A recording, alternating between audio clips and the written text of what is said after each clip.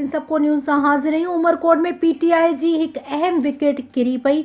PTI के अलविदा करे पीपल्स पार्टी में शमूलियत करे छॾी। जी नाज़रीन, रिपोर्ट असद अली भुरगड़ी मुताबिक़ अॻूणो सिंध जो वज़ीर अरबाब गुलाम रहीम जो वेझो साथी चौधरी मोहम्मद अली जो वॾो चौधरी रजब अली नौहड़ी पंहिंजी बिरादरी सां गॾु खावड़ो सैयद पहुची पीटीआई के अलविदा करे पीपल्स पार्टी में शमूलियत करे छॾी आहे। जी नाज़रीन, इन मौके ते अॻूणे ज़िले नाज़िम सैयद नूर अली शाह, पीपल्स पार्टी ज़िले इंफॉर्मेशन बुरहानुद्दीन कुंभार, सैफुल्ला नौहड़ी, चौधरी रजब नौहड़ी, जमालुद्दीन वटो, अली मोहम्मद नौहड़ी समेत ॿिया भी शामिल हुआ। सैयद नूर अली शाह चयो त पीपल्स पार्टी हमेशा आवाम जी ख़िदमत कई आहे ऐं कंदी रहंदी।